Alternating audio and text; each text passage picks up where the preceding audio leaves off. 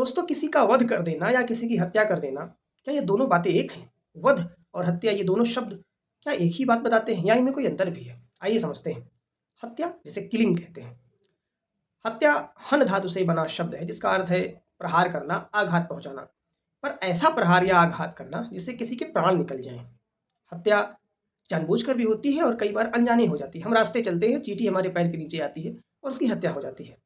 इस प्रकार जानबूझकर भी हो जाती है और कई बार हम अनजाने भी कर देते हैं।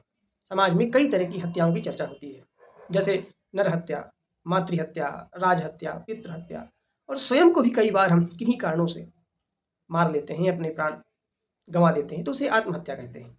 हत्या का एक लाक्षणिक प्रयोग भी होता है, इच्छाओं की हत्या करना, अपनी मनोकामनाओं की हत्या करना, या बुरी बातों की हत्या कर देना, बुरे स्वभाव की हत्या कर देना। इस तरह से भी हत्या का प्रयोग होता है।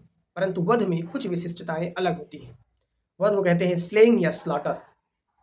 वध का भी सामान्य अर्थ तो प्रहार करना या मारना होता है, परंतु वध कई बार आधिकारिक होता है और कई बार शौर्य प्रदर्शन के लिए होता है। राजाओं के ज़माने में राजाज्ञा होती थी कि इस व्यक्ति को, इस अपराधी को वध का दंड दिया जाए।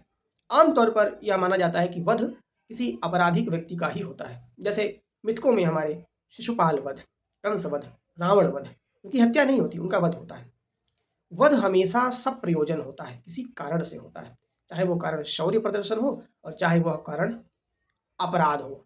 कोई ना कोई उसके पीछे कारण जरूर होता है। और वध के साथ एक चीज और है, मुख्य रूप से वध में शस्त्र और अस्त्र का प्रयोग होता ही होता है, पर हत्या कई बार बिना इसके भी संभव है। इस प्रकार वध और हत्या में यह संक्षिप्त अंतर किया जा सकता है कि हत्या बिना कारण के भी हो सकती है और कारण के भी, पर वध सब प्रयोजन ही होता है।